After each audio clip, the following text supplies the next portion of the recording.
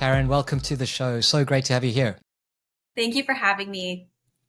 My pleasure. So tell me, what is fitness? So it's a definition that I've made myself because, to be honest, I didn't like the other ones. And to me, what fitness is being sound in your body, sound in your environment. That is fitness, not about how you look, not about macros, not how much you can lift at the gym. It's, to me, just feeling sound and happy and content in your internal environment inside of your body, this very important body. And that comes out into your environment as well, at home, at work, in the world. That is fitness. I love that. I love that because many people, the initial reaction when you mention the word fitness is rejection. It means I have to go to the gym. And that can be part of it, right? Mm-hmm. And there's so many shoulds. Fitness is one of the many shoulds that keep people awake at night. And I don't want to be one more person putting that pressure on people. We know the benefits. We know why it's good for us. And when people think of fitness, they think of things that are beyond them. They think of, equipment. They think of a crowded gym setting. They think of, they think of pressure. They think of a body that isn't even theirs. When fitness is in here, when it ever became an industry, I don't know, but I don't agree with it. It's a right we all have.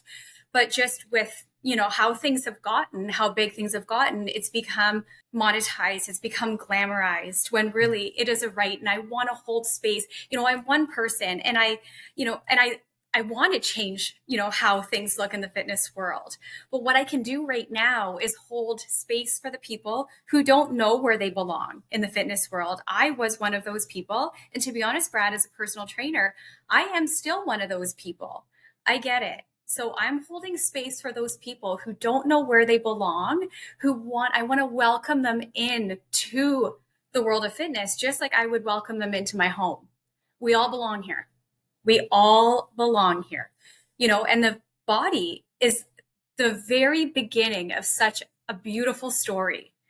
So when you feel that urge, that nudge to take care of your body, it's really important. And I don't want anyone waiting for that moment that, or maybe waiting until something happens, or in my case, kind of hitting rock bottom for that to start.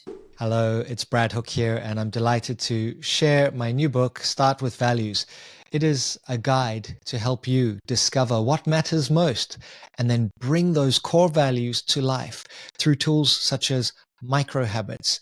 It helps you make clearer decisions through the decision making guide. It helps you to activate your values in conversations, particularly those courageous conversations where you need to assert yourself. And it helps you explore some potential shared values, such as nature stewardship, to help us all look after this planet that we call home. Inside, you'll find thought experiments, you'll find worksheets, you'll find action plans, and lots more. If you are interested in reducing your stress and building a life that's meaningful and purposeful, get your copy now. They're available on Amazon, both as a paperback book, such as this, and in Kindle format. So if you have some feedback, please log it in the reviews. I'd love to hear your experience of bringing your values to life. This approach has helped hundreds of thousands of people around the world, and it's now ready for you. Get your copy. So I'm here to hold space because I understand when, you look at, things online and you just don't see yourself. I get it. I certainly do. Perhaps you could tell us what you do. I know that you're a momentum coach, and I'd love to hear more about what that means and how you became interested in this area.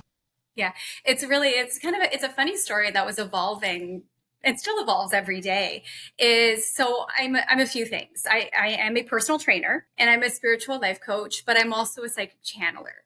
So I was really having trouble, and I've had always had trouble in this in my life, is knowing where I belonged. And I was really finding I was trying to squeeze myself into these boxes where I didn't fit. And it actually physically made me feel unwell because I do an interview similar to this, and I would introduce myself as a personal trainer, and it was like, oh, but I'm also this, and I'm not just one thing. And so then I've called myself an intuitive momentum coach because what I saw happening with the people that I work with is that their lives have taken off all because of one thing, all because of one thing of what we've done together, fitness wise, but also I always integrate spiritual life coaching into it because we're not only the body. I look at us as a whole, energetically, spiritually, and I receive guidance as well. So we can talk a little bit more about that later. So I am a personal trainer, spiritual life coach, and psychic channeler, but I call myself an intuitive momentum coach because that's what is happening for people. I love that. I love that. Yeah. And sometimes you have to create your own category. There is no way to just fit into someone else's category. And I like the fact that you're doing this because we are holistic beings. It's not like fitness is something that sits out here and mental health is something that sits over here. And, purpose is something else down there. It's all woven together. And somehow we've developed this view of let's compartmentalize the different aspects of our life. But that's not how it works. Energy overflows. Or there is not enough, depending on how you're managing. Exactly. And I know people are getting it. I'm hearing the words out there. But again, what we're seeing, what other people are seeing, it just isn't quite registering it quite yet that it's, that it's fully all one thing. So it's really, really important that when I work with people that, they may come to me because their body gave them a nudge. But then it turns into this other thing that they didn't really realize yet. It wasn't on their radar that, that there was some other things running in the background that we were able to work with as well. So the fitness was actually a small piece to a very big puzzle for them. So I know people are getting it. It's just, okay, how can we not just say the words, how can we show up in the world, as our truest selves, really demonstrating this to people. So then everybody can feel like they belong, and they don't feel like, even though people are saying the right words, there's still a little bit of, fear of judgment, when they walk into a gym space. Okay. But if we're understanding it, why is that fear of judgment still there? What's going on that still exists for people? We need to freaking figure that out and, and make that go away because it's stopping people from even wanting to start. And I don't blame them. Yeah. Yeah. Instagram fitness culture, for example, it's so toxic. I mean, you see men who are terrified of looking in any direction in this environment where they're working out because they may be cancelled, and people just feeling really insecure about going in and using this incredible body that we have. So, would you say that fitness can be achieved through, for example, walking in nature? It doesn't have to be a gym environment. Totally, fitness, and I'm glad you brought that up. Fitness is not any one thing. So part of what we do at the beginning is that I actually speak to people's bodies because that's how people can relate to me the most. So I start with talking to the body, finding out the symptoms, talking about how they feel about their body, how they speak to their body. I watch them, like this and how they use their body to talk to me. And then finding out how do they like to use their body? What's getting in their way of those things, and do they even remember how they like to use their body? That's a big one too. So we're just asking the right questions and really listening to the answers. So for some people, lifting weights might not be what is speaking to them. For them, they might benefit most from stretching, that slow, intentional movements, maybe something like yoga to connect to their body. And that can be done with strength training, can be done with stretching, walking, being out in nature, whatever it is that they enjoy. It's not one thing. Nobody's subscribing to an idea or a templated, workout plan. It's me finding out what sparks joy in these people's lives, or at least trying to find out, if they remember that. Hey, Brad here. Would you believe that around 70% of the people who watch this podcast have not yet subscribed? It would mean the world to us if you click that subscribe button on whichever platform you use so that we can stay connected with you and you'll receive notifications when we add new episodes. We really appreciate you coming and connecting with us and being part of our community. So all the best. And working with that to make a guided plan. And once people remember what their body is capable of and reconnect back to their body again, well, that all of a sudden, their communication inside their bodies becomes a little bit different. They stop bullying themselves, perhaps. They start saying nicer things to themselves, that they can do these things. So just those little shifts just change everything, all because they remembered what their body can do, whether it's lifting weights, whether it's walking out in nature or stretching, moving, just connecting back into that body. Because somewhere along the way I've seen, and again, it happened to me too, which is why I'm in this, I'm doing what I do now. I've walked this path.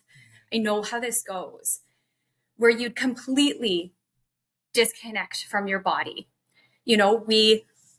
We look at the reflection and we're trying to change what we see. We change the mirror, we change our clothes, we change these plans, these diets. We're trying to change. But that reflection's still there. You need to realize that reflection is looking back at you and just saying, hey, listen, there's something behind me here that you haven't seen yet.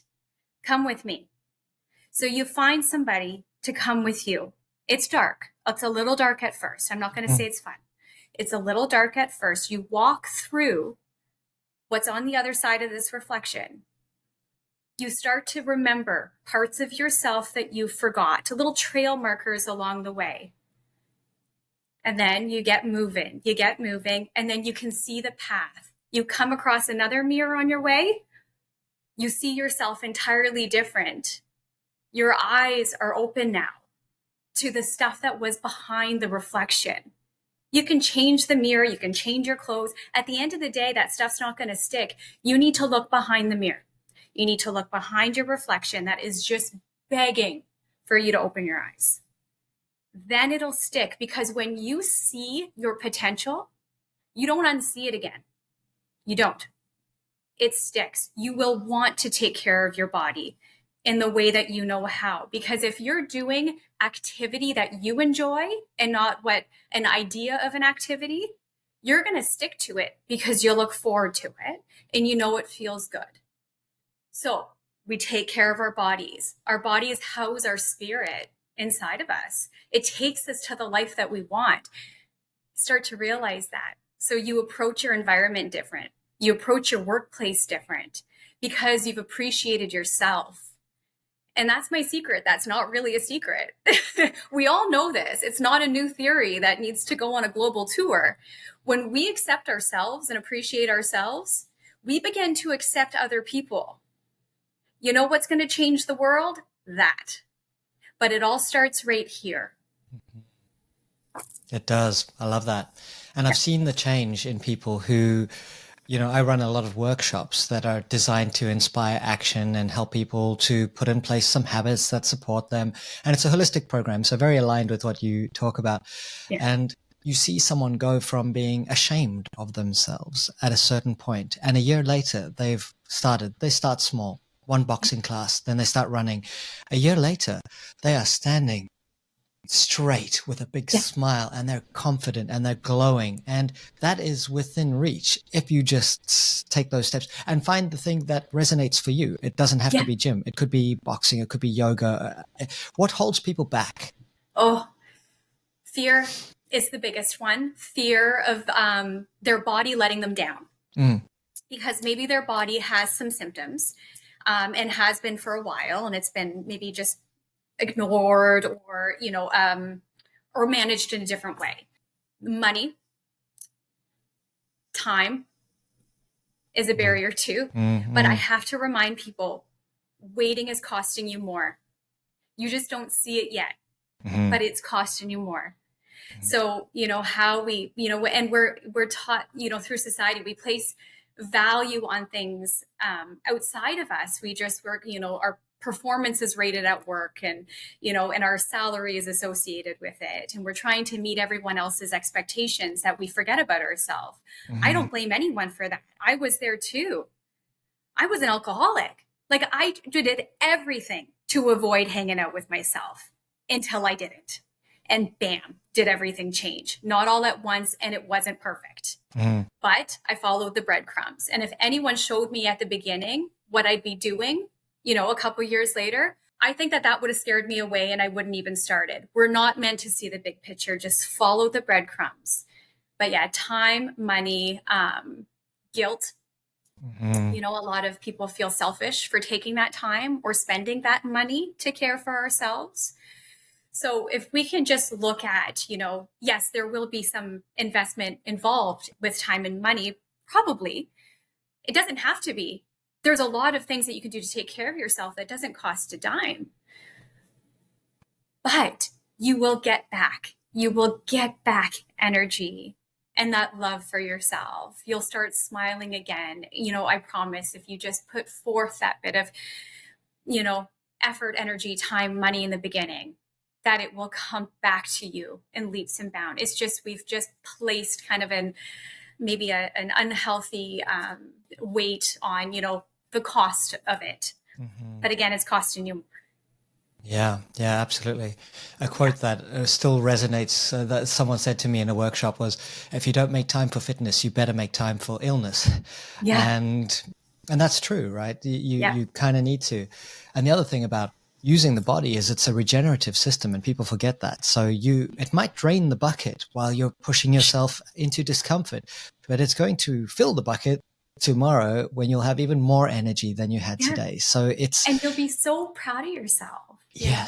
And I compare it a lot to, you know, some of the things that I talk about with people is that, you know, just getting to the gym, you hopped in your car, you packed your stuff, be proud of yourself. Your body performed at the gym. It's not going to be perfect every day. Don't expect that from your body when it energetically is dealing with a million other things. Just be proud of what your body can do at the gym. There's exercises and we modify them based on challenge, you know, but we can do that in our life too. Who says we can't? You know, you've got this work meeting coming up and you're like, oh, you know, I don't know. I just, you know, I don't want to go into this. And you start telling yourself that, you know, Sally's going to say this. We start creating all these scenarios like it's going to be so hard. But what if we just change that communication a little bit and say, you know what, I'm looking forward to this meeting. I'm really fortunate I get to be there and learn about what other people have to say. It's just rephrasing those words, modifying things. So if you want to start, maybe speaking's coming to my mind right now because I have some things in the background that I'm thinking about. But I would have never gone from the very beginning to speaking somewhere on a stage. That would have been, well, there's things that you can do in between to get yourself practice, you know, and get yourself comfortable along the way. Just like we do at the gym, we modify things, we progress things, we adjust things. So when it does come and you're ready for it, then we'll go and do it in a more challenging way. You know, so there's always ways to lead up to these things. So, and just like in life, right? Yeah, yeah. And tips for people who are starting and stopping, you know, 2 steps forward, 1 step back. As you said before, just follow the breadcrumbs. Don't sweat the small stuff too much. You know, all change takes time, especially if you want to change your lifestyle or some of those habits. Any tips for people who are struggling at that point in the journey? To have compassion for themselves. Have compassion and forgiveness for yourself. It won't be perfect. And they have to remember there's 2 paths here. There's a path here that you're taking on your hike that has been well worn. You know exactly. You can see it from a mile away because you've been on it for a really long time. But there's this other path with really scenic view that hasn't been as well traveled yet.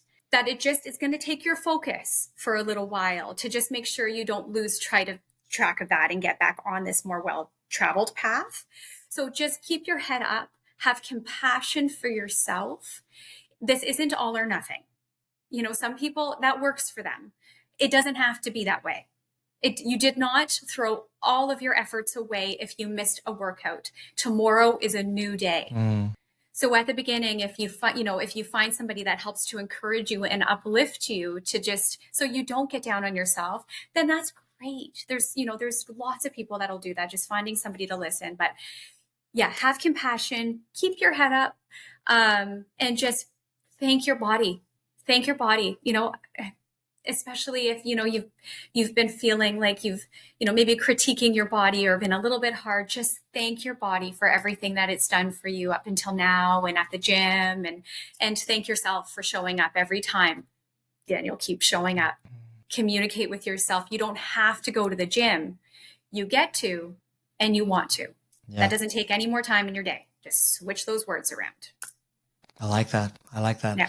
Why do people hate their bodies? And it's so sad because we are born into these vessels that will carry us through life. I think we're much more than just the body, but we start to resent it and we see the worst in ourselves. And you see beautiful people who focus in on one specific aspect of their physical appearance and they'll criticize that rather than just enjoying it. I think it comes down a lot more, Brad, than actually the body itself. I think that maybe there's something stemming there that, that maybe they did feel critiqued earlier on in their life, perhaps, where they feel like just something just isn't good enough, that maybe they're lacking, or they were maybe, in high school, they struggled with not fitting in or feeling up to the standards that they thought that they should live up to. That doesn't stop. Our subconscious mind doesn't know when to stop doing that. So their mind is taking over, not this. Mm-hmm. If this was working and this was taking over, they would look at themselves and just love themselves to pieces. It's the subconscious traps, these loops that have just been really wired from an early age. We can't differentiate. Our subconscious can't differentiate, when we can stop doing that when it's okay to stop. So it keeps going. You let it and it keeps going.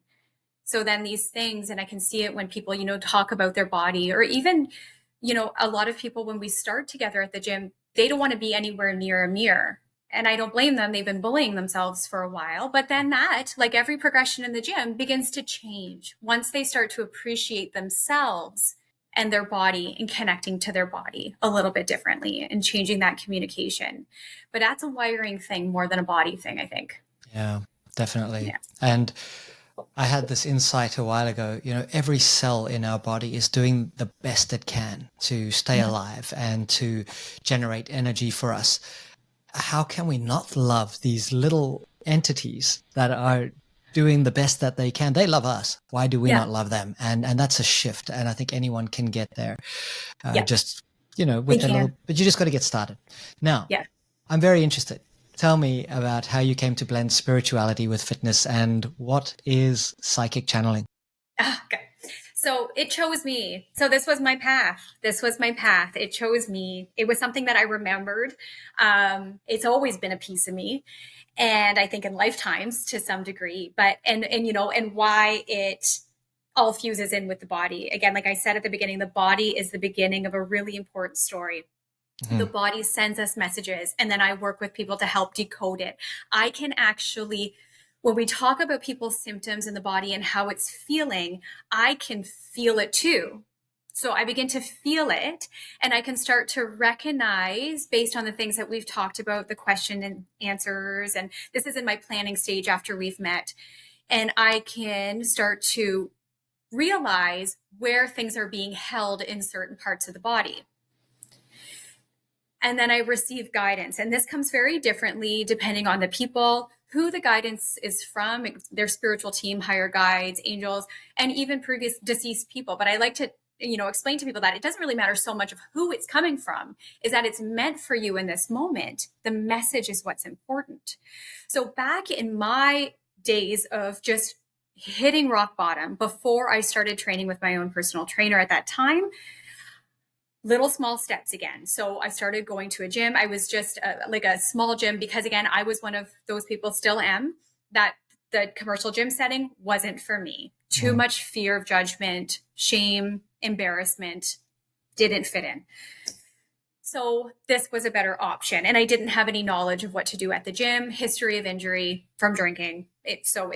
Personal trainer was a good fit. But then COVID hit, and I think a lot of people have experiences with something that shaped that moment of their life. So that kind of was for me, is where I started then training at home by myself with a little bit more knowledge, because I had worked with a trainer for a couple of weeks before that happened. But it really involved me connecting to my body, because I really wanted to make sure that I could feel what I was doing, why I was doing it, and if my body felt good while I was doing it. So then I kind of started self-teaching myself when it came to personal training. Then I it was seemed it was kind of an abrupt, the little pieces were there, but I was ignoring it when it came to spirituality. I didn't fully answer the call to spirituality until 2022, when I was still drinking on a daily basis, and I saw somebody at night, and they had a message for me, and it was something I'll never forget. But that was my moment where I was like, there is so much more to me. Wow. And it was clear that I had a job to do, and it was time to take things seriously. So I don't regret my choices leading up to this. It just wasn't my time yet. It wasn't my time. Do I wish I could change things? Absolutely. Do I wish my kids didn't see me like that? 100%. But it really shaped who I am now. So it was clear I had a job to do. So how, and my obsession over fitness, which I think I was replacing one addiction with another, all of a sudden I started becoming really obsessed with learning everything about spirituality. So it started with quantum and then kind of went off from that. And I was just immersed in it. But then I kind of got guided to have a little break, a little bit of a literature break. And just, I wanted to trust what was coming in. So what I learned while I was working out, that I was changing my own limiting thoughts. So this became a bit more unraveled. I was able to think more clearly. I was speaking kinder to myself. I would go out on walks and like kind of meditative walks, and I would receive this really, really important guidance that I knew wasn't my own thoughts, because I couldn't come up with some of this stuff that I was receiving. And it had to do with transform, which is now my future. So I would go home and I would write things down. I was like, this is great. So it's like, this is my intuition. I'm so blessed. I'm so lucky. So I would follow these guides, and I just felt so safe. I felt so like I wasn't alone. I wasn't alone because I had this, I just felt so surrounded and loved. And then once Transform started, and it was like I was taken over when it came to starting this business. I felt like I didn't sleep for days. I was behind the computer doing things, writing things that it wasn't even in my awareness even a few months before. It was just all these ideas were pouring through me. And I knew that they were coming from my higher guidance or from my higher self. And then I started working with members for the first time. And after our meeting and after asking the right questions and really listening, I realized, bam, I wasn't only getting my own guidance anymore. I was receiving guidance for other people. So I opened up I was tapping into other people's consciousness, stuff that I would have never known about. So at first it was a little taken off guard on that one. So I just kind of sat with that and we worked together a little bit more. And then I presented, and it kept happening. So I presented these things, but I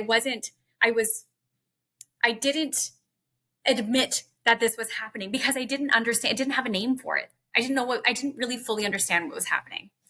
So then started working with more people. It started happening again. And then I had this one member where it didn't happen. I didn't get the usual guidance when it came to body, like decoding messages from the body or, emotional blocks, things like that, until I stepped away from my planning for her for a minute. Bam, a message from her mom. So, who had died in 2019.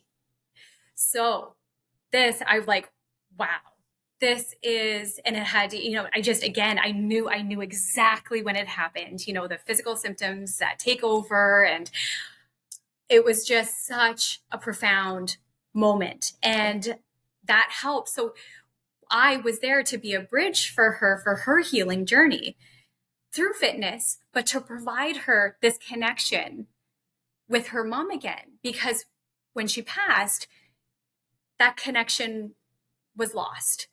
Something happened there. So it was to bridge that connection again. And I get these themes for people, moving through life with ease when it came to joint pain. And it was just such a magical experience that people were like, wow, I just came for the workout. It's like, wow, it changed the projection of their life. And so it just became so much more than the fitness coaching. And still, like, just so special to these days. And none of it's pre-written, none of it's pre-planned. When people come to me, like, I can't predict, what is going to happen for them. And, it could be something just so in the background, but this one little word or this one phrase might be exactly that aha moment to get their life moving in that momentum, to remove those blinders so they can see where they're going. Because we're just always in forward motion, always going, performing, going, that we cannot see on either side of us. And, we know we want to turn off, but we just can't see where that is. So I'm there to remove those so then they can see and go along their journey. So I'm not anyone's last stop, but I'm here to help kind of guide them to the direction that they're going. And once they start to get to know themselves a little bit more, well, then their fitness journey might evolve in a different way, depending on what speaks to them. So it's just, I'm here. We know that there's a connection to fitness, our body, emotions, energy. We know it's there. But a lot of personal trainers have all personal trainers, I hope, have a knowledge on the body, but I want to have a knowledge on your body. I want you to have knowledge on your body. And I want you to know your spirit, not that it's connected, not to the idea that it's connected spiritually. I want you to experience how it is. And I'm not trying to convince anyone to become spiritual. I'm just asking people to remember their own potential. That's all I'm asking. And it's remarkable. But it was something, going back to your original question, but it was something that I ended up going through for a very long period of time and very difficult time with different people. I found my people, but I had a fitness person, I had a spiritual mentor, I had somebody for mental health. Like, I just really could have used one person. I was able to find those people. I just want to be able to help people to that capacity based on what I've got to experience. Was it disconcerting, or how did you feel when you first started getting those messages? And is it something that's always happened to you over the course of your life, or was it quite sudden? And was it scary when you first, started receiving these messages, or did it just feel like ideas? It felt very different than ideas. The tone is different. It's not my usual tone. Me, like Caren, the personality, will say things in such an uplifting way. And I would never want to hurt anyone's feelings or become blunt. The messaging that I get, very blunt. The people in the spiritual realms aren't wasting any time with fluffy words. Like, they're very to the point, so I could tell the tone was different. Physically, I could feel it moving through me. I would release in an emotional way.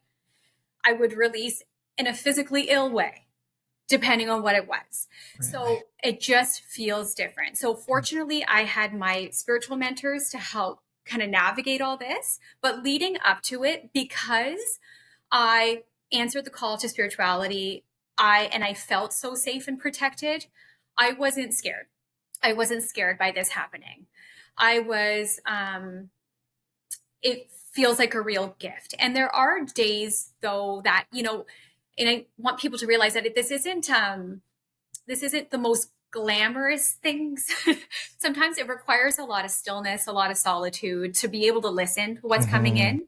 You need to really lose the distractions. And like yesterday was a day where I just wake up with a knowing in the seat of my soul. And I've come to recognize this, is it's been a lot of practice in recognizing when I can rise and when I need to retreat, because there's something coming in, whether it's for somebody that I'm working with, something for me related to myself and my own journey or transform, or to the collective that needs to come out. So then I retreat, and it involves retreating from my own family, retreating from my kids, so I can listen to what's coming in, because it's my role in all of this to help people.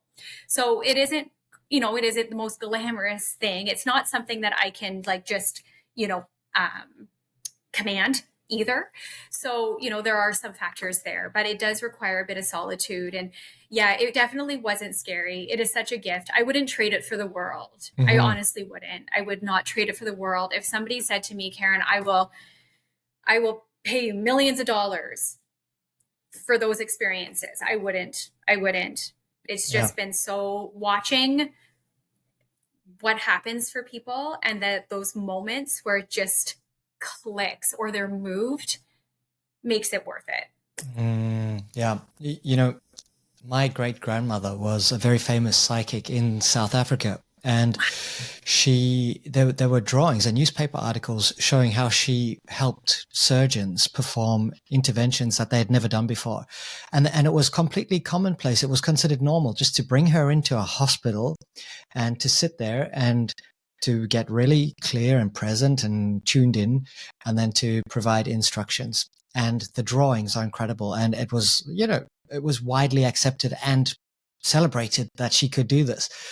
Now, I love that. Of course, over the course of my life, you go in different directions. And on one hand, you go, well, is there a spiritual realm? And on the other hand, you're like, no, come on, let's just get serious. A lot of my training was in the sciences and so forth. Now you see physicists talking about, well, it's very likely that there's this quantum realm of potential around us. Call it spirituality, call it whatever you want, but you can tap into stuff. What's your perspective on that? What is the fabric of reality? It's a big question.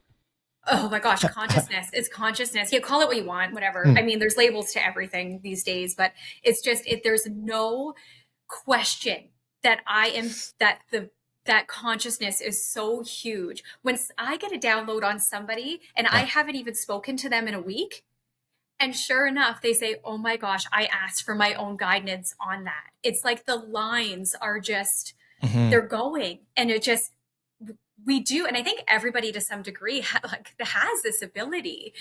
Consciousness it exists in us. It exists around us. Yeah. It's just, channeling into that, or, or however, everyone's gifts are different, but yeah, it's consciousness, our own subconscious, and the consciousness of the world around us, and what's going on with the world, and energy. We know everything has energy.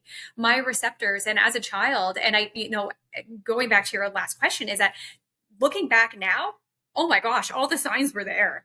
I was always too sensitive. I was daydreaming about everything. But, again, we just kind of condition ourselves to stop doing those things. I forgot who I was until I remembered.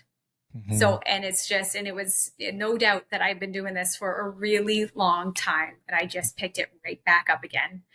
So it's, consciousness is it's vast.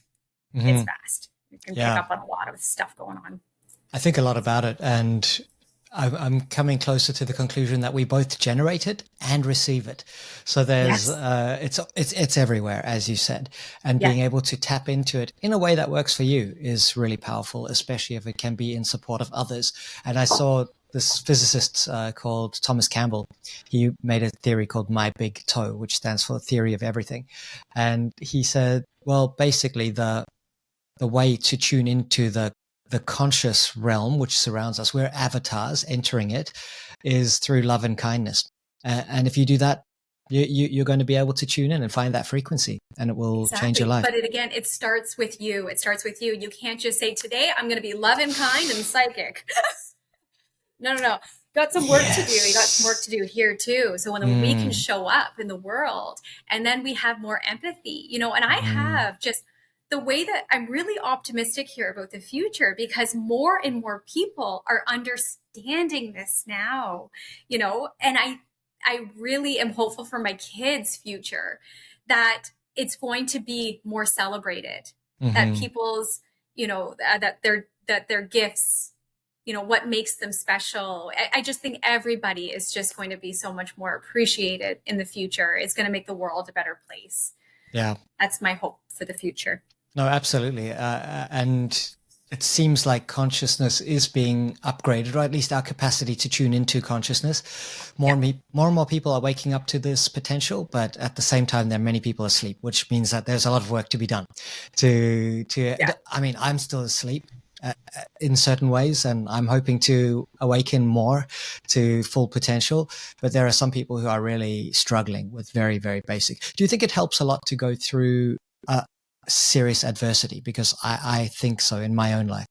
You know what? I feel like that is a theme for a lot of people who have become more awake, is that something has really kind of stemmed that. I don't know as if it helps, but I feel like it can trigger something where you just start to question. I think it begins with asking questions. And if it's something in your life that has happened that's made you question something, whether it's adversity, trauma, something in a past life, then yeah, maybe if it causes you to question. But I think everybody question. Questioning is great. But yeah, it can stem, because then you're inviting stuff in when you do that, right? All of a sudden, you might see something that sparks your interest. Keep your eyes open. I like that. Yeah. What has surprised people who work with you? Everything. I can imagine. It's like, okay, I'm ready to get fit. Oh my gosh, I'm getting messages from my mother. Especially, oh my gosh, at the beginning. Yeah, when it wasn't it's taken a lot of courage to really put that out there. But I want to be honest with people. I want to be authentic. And there's no one that can do it. I know there's personal trainers that, we understand the connection to it all.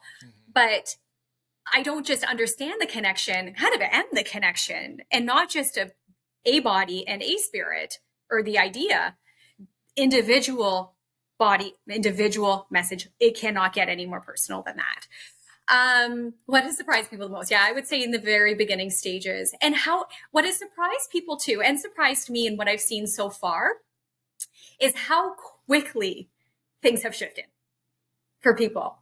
You think you're like, wow, my body has felt this way, whatever way, for a really long time.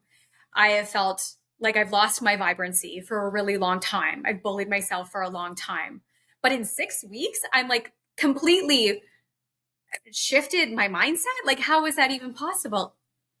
I've seen it happen. I can't guarantee it for everyone. Everyone's journey is different. But how quickly, and is it dark at times? It's not always fun. It's not always pretty, because there's some unraveling there that needs to happen at the beginning. Things that we've been led to believe and feel and believe about ourselves, that we've been trapped in these loops trying to perform for people, that we forget who we are. So there's some unraveling to remember again. But once we can kind of put those pieces back together, it's a beautiful thing, and it doesn't take long. And the fitness part of it is nice, because we have that bit of activity to keep us busy and moving that energy around, conversing regularly. But if someone's doing the more spiritual life coaching path, I'm always there. And me, Caren the human, I'm not always channeling. I receive messages and I give them as I receive them. But I'm Caren the human, who's super compassionate. I think I'm funny. And I am there to provide the jokes and keep things light. Yeah. When sometimes they just feel heavy, I will take some of the weight. I know what to do with it. It's a little, I know, I just want to take it. I'm not do it for them, but just lift some of them, that weight off, so they can see clearly, so they can breathe. And then putting those pieces back together again. So it's, how I would say the biggest surprise is just how quick that shift has happened for people. It's really cool. A little bit of momentum, and I know that's why I called myself that. I love that. That. So, do you think that physical fitness is a great entry point for transformation? And I'm pretty sure it is. But I know that from my own journey, when I've been in really dark places, I've self-coached myself, and maybe a personal trainer would have been good. I had one who really helped me at one point, but it's like, I'll go for that run, and that run leads to the next day going a bit further. And then I join the gym, and then I do yoga, and then next day I'm surfing again. And then next thing I'm feeling fantastic. So do you think that physical fitness is the best entry point? Yeah, honoring the body in whatever way speaks to you is definitely a good entry point, because it is a language that everybody is familiar with regards to symptoms, nudges, things happening with the body, the reflection in the mirror that they see. It's the most commonplace thing. It's what everybody can kind of relate to. And so I think it's a really wonderful entry point because they understand, hey, I want to feel stronger. So maybe their goals are a little bit more surface level, but what they don't fully understand yet, and we'll get there, is maybe that tightness in their back is the weight of the world that they've been carrying for as a caregiver for, like 10 years or more. And we'll get there. They don't know that yet. They just know that their body doesn't feel very good. So that's why they call me. So it's a fabulous entry point. And it gets them in the doorway of something that they were scared to maybe do or they were reluctant to do. So already you've taken a step. So you can do hard things.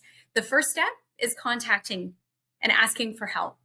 Then you step into the gym. Then you start moving your body, you start doing these exercises or whatever it is that speaks to you. But yeah, I think it's a wonderful, wonderful starting point. And just getting that connection, we need to connect to our body. I think we need to connect to our body first, more than anything, connect to our hearts, connect to our body. Mm-hmm. We give the mind a lot of credit, and the mind will, might sit there and talk you out of it. We give it so much credit and power. We're always throwing the word mindful out there. You will not ever hear me use that word. I will not use that word. The mind is already full. We don't need to add one more thing up there. I want people to drop down from there, connect to the body. So I have ways of doing that at the gym where we slow down reps, we breathe different, we do all these things.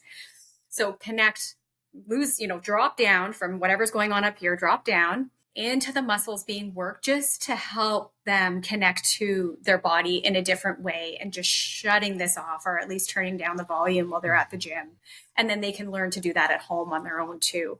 But connecting to the body again is huge because when we connect to our body, we're connecting to this vessel that carries our spirit. So I think that being more body aware and not mindful is more important because your body will tell you more about what's going on than your mind ever will. It'll try. The language is different. I happen to understand the language of the body, so I can help with that. Not everybody does. And then the people will start to learn the language of their own body, what feels good, what doesn't feel good, what this might mean versus that. But I think the body is the first page of the book, for sure. Agree. Yeah. Should we push ourselves into discomfort when we go to the gym? And there are various philosophies on this. It should be pleasurable. It should feel nice.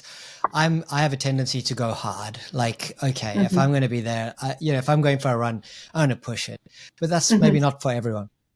Not for everyone, and maybe not at the beginning. Now, at my point, I like to, because I'm really navigating challenging, exciting opportunities in my life outside of the gym, that to practice for that, I'll practice a little bit harder and train a little bit harder inside of the gym. That works for me now. But that might not speak to people in the beginning, especially with the nervous system. And if the nervous system is just already in fight or flight mode, just waking up in the morning because of whatever you have going on in your life, which we talk about, and I really listen carefully to the answers, asking you to be at the point of discomfort in the gym probably isn't the best idea. Now, again, everyone's different in what works for them, and that eventually might evolve for them and change because they might realize pushing themselves a little bit, they gain more resiliency, or they're able to use that in other aspects of their life, 100%, or they like how accomplished they feel after. Great. But maybe in the beginning stages where they're just in survival mode, doing that on top, maybe not so much, but everybody's different. Everybody's different. Find what works for you. Yeah. Any other tips for people who want to get started? What about sleep and recovery and active relaxation? I know passive relaxation is Netflix and a bottle of wine, which is for many people the only way they can down-regulate the nervous response, myself included from time to time. But more and more I'm realizing that it's the active recovery, whether that's walking in nature, breath work, listening to comedy. I don't know. What any other tips? Being present. And unfortunately, Netflix and wine, I've been there down that road before. It's escaping. It's not being present. So be present. And when I make summaries for people after we've met, and if I receive any guidance or make their recommendations inside of the gym, there's always recommendations for outside of the gym too that meet them exactly where they're at. So I'm not asking anybody to go hike a million kilometers away, or, do this or that because they had because they love to do that. I'm making things very achievable for people. But if they told me that they like to be outside in nature, well, I'm going to recommend that maybe in small spurts, even just 20 minutes, 15 minutes, even around your block, or maybe stretching, doing yoga, breath work. I'm recommending breath work to a lot of people just because we're so heightened. It just helps to connect to the body. So it's using that breath work and so they can kind of train and get their lungs and everything ready and practice their breath work for inside of the gym, but they're doing it at home too. And it's just calming things down, whatever they do, but just be present with yourself. Journaling, I recommend journaling a lot to, that if that speaks to some. Always water. Oh my gosh, we need these cells, like you had mentioned earlier, like we have these cells, our body is just a regenerating machine. It needs water. It needs water, and it needs electricity to move information around. So always drinking water. You won't hear me talk much. Members don't hear me talk much about nutrition. I don't really go there. I do make recommendations, balanced recommendations based on what their goals are. But I find that when we turn the spotlight on ourselves, we nourish ourselves differently instinctively. When we appreciate ourselves more, we nourish ourselves differently. Nourishment doesn't just come in food and drink. Nourishment comes in thoughts. It comes in the people you hang around with. It comes in what you watch on TV and things in your environment. So how we nourish ourselves changes. You'll instinctively want to do things that speak to you. The body guides you if you listen. And as soon as you start becoming more fit, you tune into the fact that, I actually need a little bit more protein, or maybe I will become curious about creatine or whatever it might be that might serve your goals, which would have been so far from your realm of awareness when you're trapped in, your little echo chamber. I don't want to complicate that. I think fitness is really become quite complicated. There's a lot of layers. And my goals are to take those layers away for people so they can just focus on themselves and their body and not worry about weighing their food. I will never ask people to weigh their food. It just eventually, if that speaks to you, go for it. But we don't need one more confusing layer that prevents people from starting, they just want to stop before they start, right? That's right. And I think something you said earlier is really important, and it's a missing piece, which is having a little bit of fun and lightness and humor and play. It doesn't have to be all serious and, difficult. Yeah. Play is so important. When do we ever stop being kids? These kids are still in here. Yeah. These kids are still in here. It's just our bodies are bigger. People, label their whatever, issues they have going on inner child stuff. Well, yes, but then what? We all have something from our childhood. We were all children, and what our subconscious can't differentiate what was traumatic as a child, which is what we would consider traumatic now. It doesn't have to be a horrific experience. It'd be the death of a goldfish. But if it was traumatic to you as a child, these things, these imprints in your subconscious can just show up again, right? So playing, that's again, one of the questions that we talk about. I want to know a bit about what people did when they were little. What do you do that makes you lose track of time? There's a lot of answers in those questions. Yeah. Sometimes people don't know the answers because they forgot. The mission at Transform is not to activate muscle. It's to activate memory. That's very cool. I love that. Caren, thank you so much. This has been very interesting and I'm sure enriching for many out there. If people want to connect with you, find out more, where would you like them to go? My website is the best. That's where you'll find just all kinds of ways to connect with me, a little bit where I do, where you'll find some of my work. So that's transformfitnesscoaching.com. I'm on Instagram and Facebook. Instagram's at Caren Carnegie Fitness, Facebook, Transform Fitness Coaching, LinkedIn, all the social media aspects. But the website is where you'll get a lot of good information and connect with me very easily. Excellent. Any final thoughts for those who are still with us all the way to the end? Oh, just don't wait for your conditions to change. It's costing you too much. Don't wait. It's just, you're going to be the catalyst for that future that's waiting for you on the other side. Okay. Amazing. Thank you, Caren. You are a force for good. I love it. I appreciate having you on the show. Thank you so much for having me. Thanks, everyone. We'll see you in the next episode.